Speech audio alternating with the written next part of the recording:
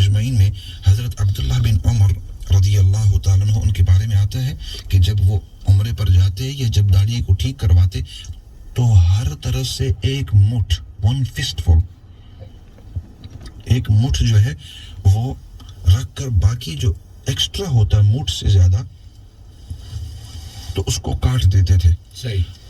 What was any longer than the fist, the Prophet sallallahu alaihi wasallam, Hazrat Sayyidina Umar radiyallahu ta'ala anhu, he would take that off, he would have that cut off.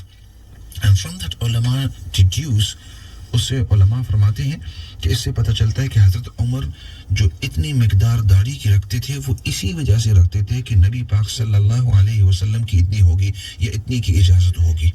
اگر اتنی رکھنے کی اجازت نہ ہوتی بلکہ حکم ہوتا کہ اس کو رکھتے ہی رہو یا اس سے تھوڑی کی اجازت ہوتی تو حضرت ابن عمر رضی اللہ تعالیٰ عنہ وہ اسی طرح کرتے جس طرح نبی پاک صلی اللہ علیہ وسلم کا حکم تھا.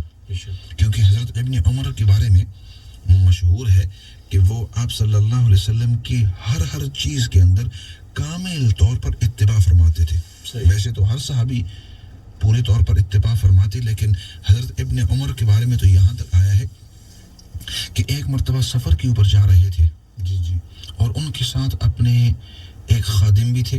ابن عمر رضی اللہ تعالیٰ عنہ he was on a journey. I'm just trying to illustrate and give an example that Ibn Umar he would follow and copy the Prophet sallallahu alayhi wasallam to the minutest detail. تو سفر کے اوپر جب جا رہے تھے تو تھوڑی دیر کے لیے رکے اور اپنی جو پیشاب استنجا کی حاجت ہے وہ مکمل کی. تھوڑی دیر چلتے رہے تو پھر اپنے خادم کو کہا کہ ایسے کرتے ہیں ادھر رک جاتے ہیں. رک گئے اور پھر خادم سے کہا کہ تم ادھر ہی روکے رہو میں ادھر جاتا ہوں اپنے آپ کو فارغ کر دیتا ہوں پیشاب استنجا سے. جب واپس آئے تو خادم نے پوچھا کہ یا حضرت آپ اپنے پیشاب استنجا سے پہلے تھوڑی دیر پہلے فارغ نہیں ہوئے تھے؟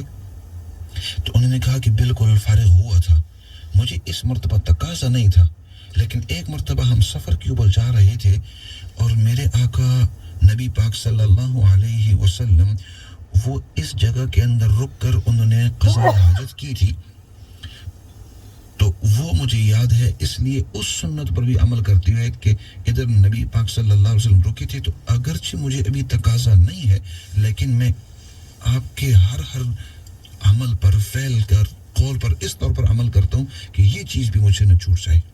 تو اس سے پتہ چلتا ہے کہ ابن عمر جو بھی کرتے تھے, عبداللہ بن عمر جو کہ حضرت عمر کے بیٹے ہیں, وہ ہر کام نبی پاک صلی اللہ علیہ وسلم کی ہدایات کے مطابق کرتے تھے. تو ان کی داڑھی کی طرح جب ہم دیکھتے ہیں تو ان کی داڑھی کے بارے میں آتا ہے کہ وہ ایک مٹھ تھی. حضرت ابن عمر his beard was one fistful all the way around his chin, from one side of the chin all the way down and all the way around the other side as well. تو اس سے پتہ چلتا ہے کہ حدیث مبارکہ کے اندر کم از کم جو داڑھی کی مقدار ہے وہ اتنی ہونی چاہیے. ایک مٹھ one fistful is the least, it should be anything less than that. اس کو آپ عام اصطلاح کے اندر داڑھی تو کہہ سکتے ہیں لیکن شرعی داڑھی کے اندر وہ پھر شامل نہیں ہے. It can be classified as a beard if it's less than a fistful, but in Islamic technical terms that will not be classified as a full Islamic or a Sunnah beard as well. Break لے لیتے